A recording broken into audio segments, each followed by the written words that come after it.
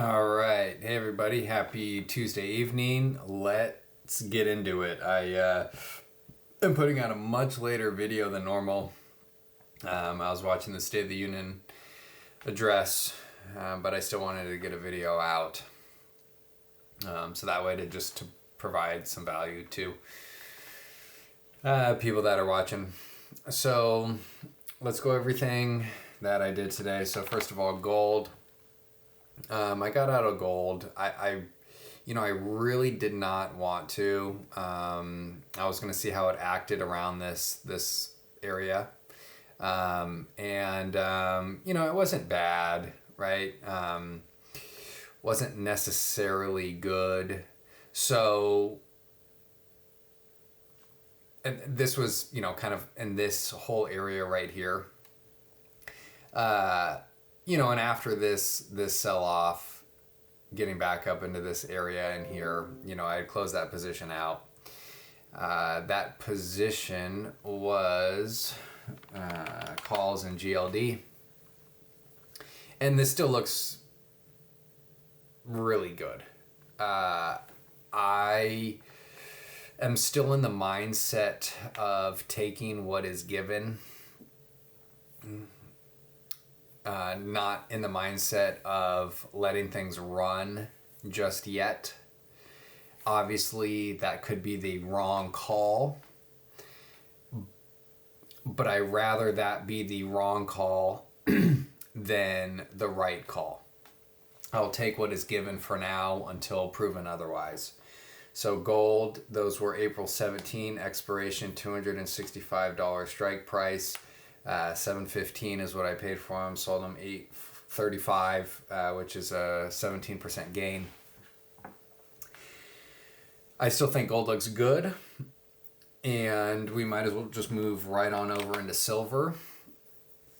So with silver, I went long silver today as well. So took gains in gold, went long silver, a little bit counterintuitive, yes, but with less amount of money. So that way, in terms of P&L, that is still protected while not closing the position out fully, because gold, silver are correlated in a sense.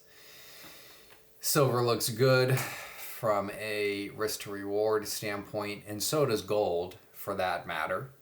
But like I said, in terms of P&L, taking those gains which were available and taking some of the profits and putting it into a correlated asset,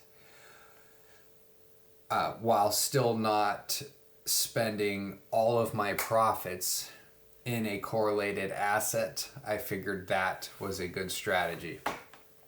So SLV, May 16 is the expiration, $31 strike price, so more aggressive. 68 cents, those are currently 69 cents, and depending on how this transpires, I will work in or work out of this position as necessary.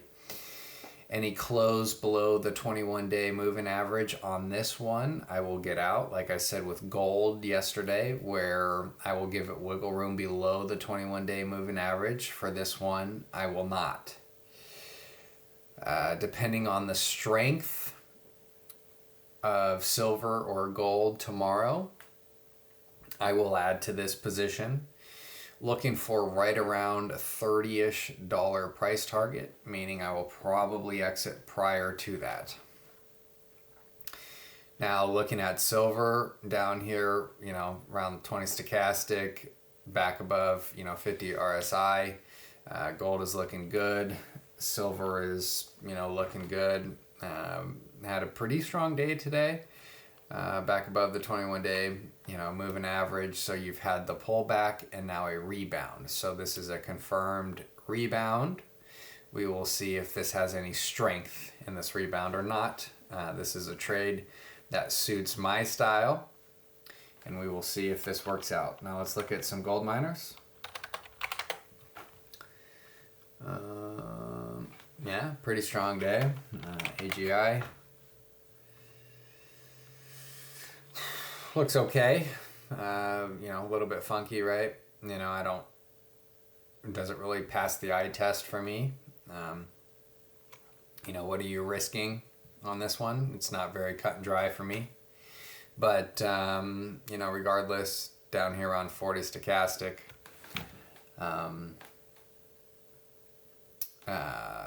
in a clear uptrend above the 9-day moving average, above the 21-day moving average, 50-day moving average has been moving up. I could see how, people would go after this here. Okay, so we covered gold, we covered silver. Also with the State of the Union address, I didn't want to close out any sort of geopolitical hedge, which gold is a geopolitical hedge. And yes, I did close that out, but I still wanted some sort of exposure to gold or silver, but a little bit more on the aggressive side. Okay, so now let's go over to MicroStrategy. So MicroStrategy had a massive day. And you guys remember yesterday I had said I will not hold this position for a loss. And the average cost was $239 on the equity position in the taxable account. So as price got around $243, I closed that out. So that's, a small gain, not insignificant. Really.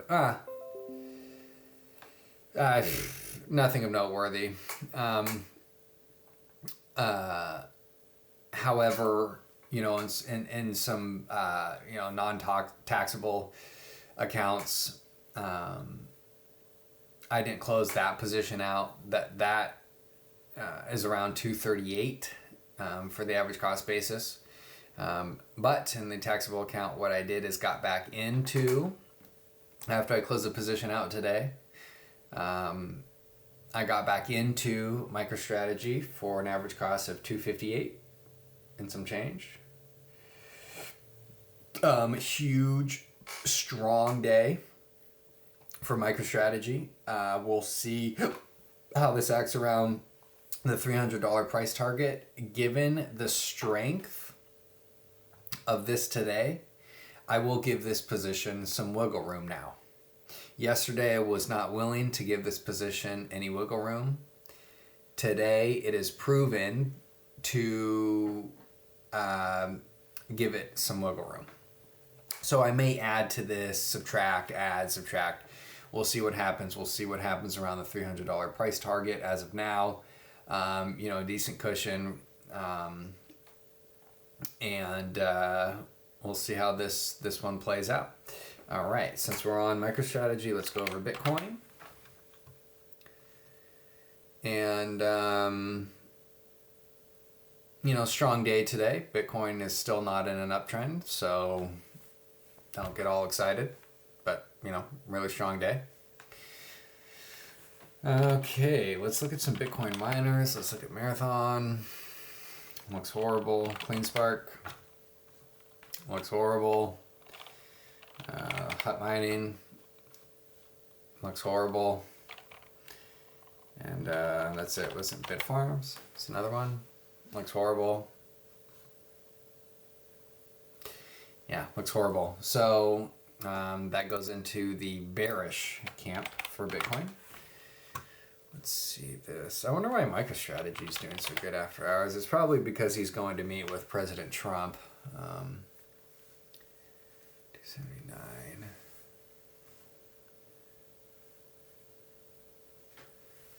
It's not necessarily that strong. Okay. All right. Now going over to NASDAQ. So I went long NASDAQ today. And this trend line, as well as the 200-day moving average, was broken and then reclaimed. That is a bullish signal. You shake out, weak hands, as they say. Similar thing happened back here, although this does look a little bit different. But similar thing happened back here. And we see what happened next. I mean, the next 2 days were were not good. But you know, it was worth a shot. So I'll tell you exactly when, right in here.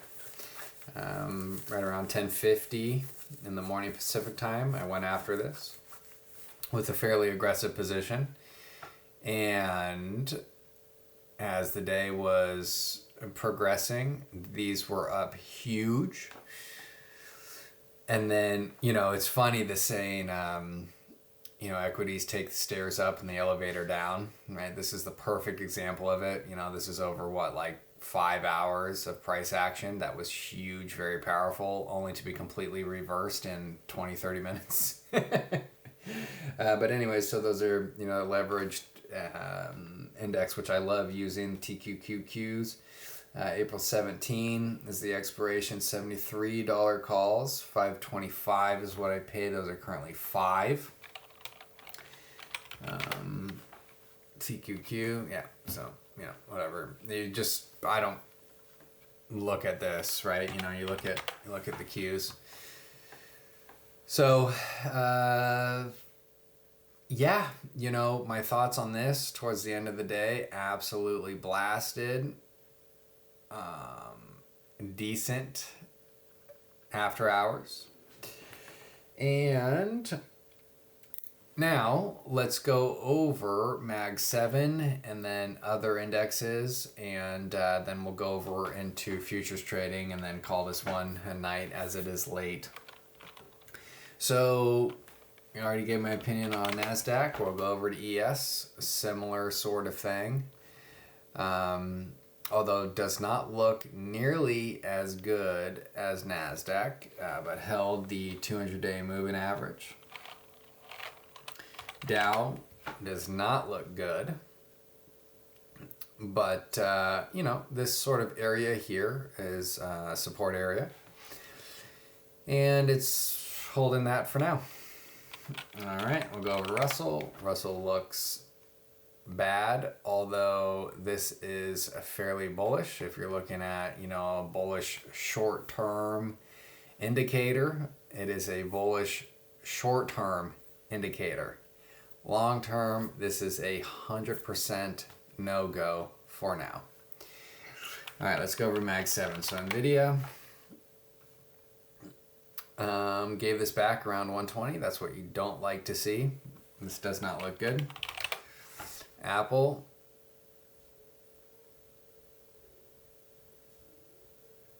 doesn't look good. You know, I mean, it looks okay. It doesn't look good. This market since December has done very weird and strange things.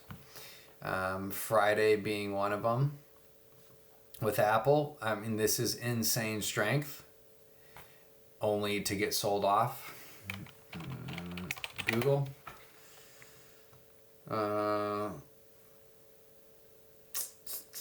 Supported right around this area. We drew this support line.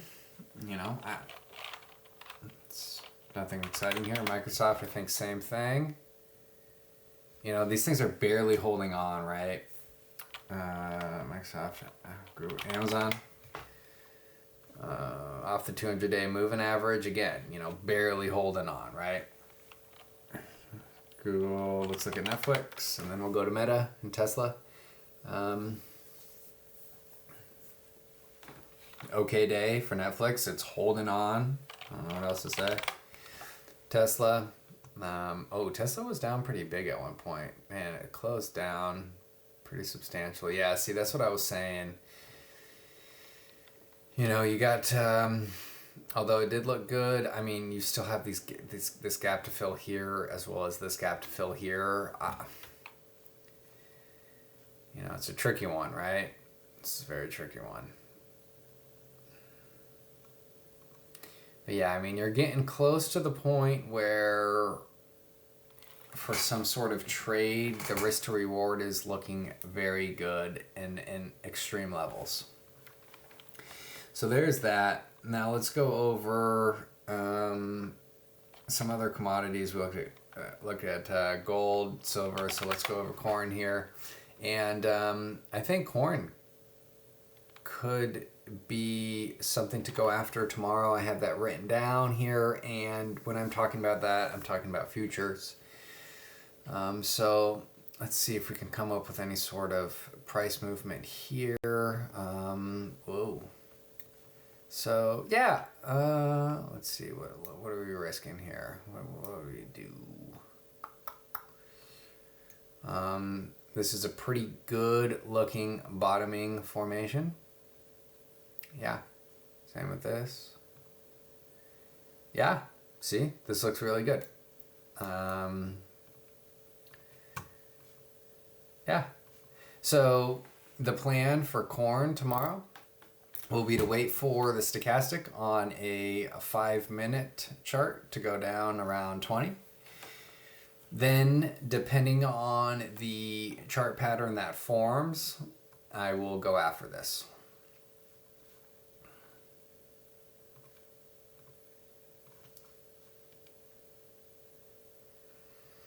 For 60, we'll have to be playing for a break above that, depending on what happens.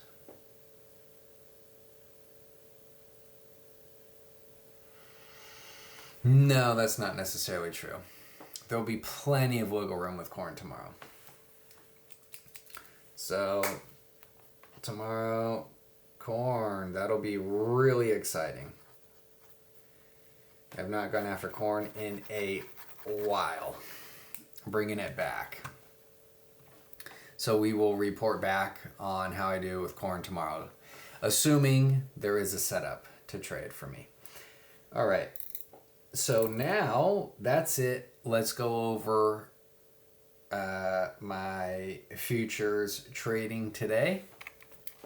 And again, just like I said yesterday, I wasn't going to go after something in the morning unless it was a perfect setup, which one never materialized. I was going to wait to see what had happened and go from there. So nothing looked very good, obvious, any sort of trend day. I was anticipating having a position have to give it more leeway, and I was expecting a bounce. So, that is what happened, but I was waiting very patiently throughout the day, throughout the morning. So let's go over, 10:08 Pacific time. So in here. So 10:08, 2348. 2348, so right here. Literally right here, so let's zoom in a little bit more, see what kind of the thought process was. So, a morning washout sort of happens. New uptrend is, and I'm talking short term, right? So these are intraday trades. So new uptrend has started, so I'm going to wait for stochastic to get down, around 30. Ultimately, I would really like 20. Usually what happens is as this is coming down, the stochastic will get around 20, but as the chart and price plays out, it doesn't look like this in the moment. It actually looks a lot worse than it is.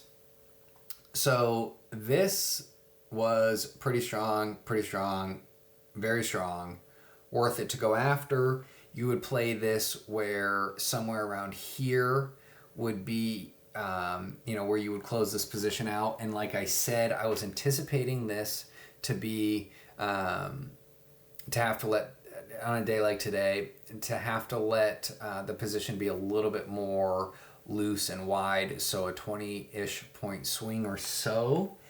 23048. 48. Yeah, so this would have been a 30-point swing to the downside, which is fairly substantial. So started the position light and then add to it, add, bum, bum, bum. Get out at 20398 for a 50 point. Yep, exactly 50 points gain. So that turned out to be really nice, really fantastic right here, right back up to here. So you take that and kind of get out. And then 1036, so we'll just move on over 1036.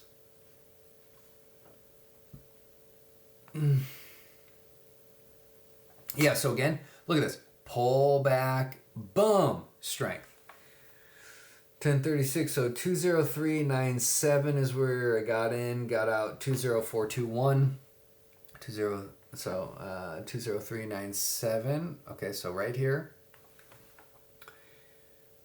20421. 20421. Yeah, so back, like, right back up into here into that level. So that's going to be a 20-ish, 24 point gain. And like I said, for micros, a 20-ish point gain is the minimum that I'm looking for.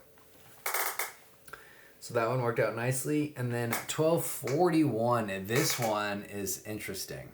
Okay, so here, for example, oh man, you got out too early. Here, oh, you got out too early. You left so much on the table. Okay, we'll look at what happens at 1241.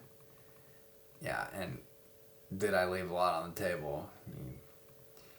Dang right I did. Okay, so where are we? So we'll keep going. Okay, huge pullbacks coming. So I'm anticipating today was a fairly strong day and then a huge sell-off. So I'm anticipating some sort of bounce. And in my mind, I'm thinking I will take what is given to a sort of very conservative level in here until proven otherwise, where I could be more aggressive. If this had continued higher, I would have taken this, gotten out, and if this had continued higher, I would have got back in and held it probably till the end of the day. So let's look at this. So 20500. So yeah, right here, I had figured most people would have stops below 20500. And as this is bouncing around, ping-ponging around, coming up, coming back down, coming up, coming back down, it was clear there was supporting action going on.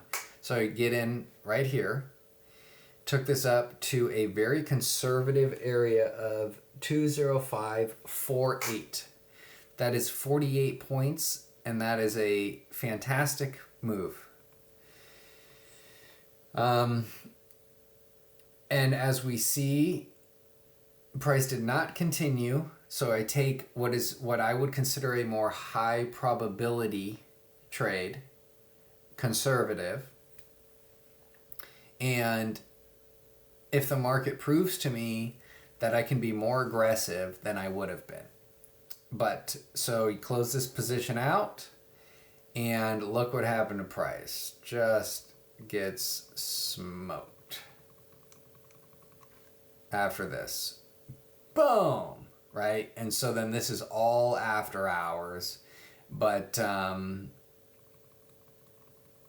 yeah, so this is how it looked. Right? Like this looks good.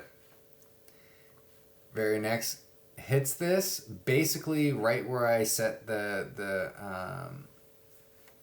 price target to close this position out, and then just blasted, and then boom, way down, right? I mean, that's a huge, absolutely huge, massive move. To put this into perspective, this is half of the entire day's move in 10 minutes gone. So that is a very big move to the downside. And that's it. That was it. After hours, this looks okay. My plan for tomorrow is similar with corn, and that is going to be on any 5-minute chart where the stochastic is down around 20. and it's an obvious trade, then I will take the trade.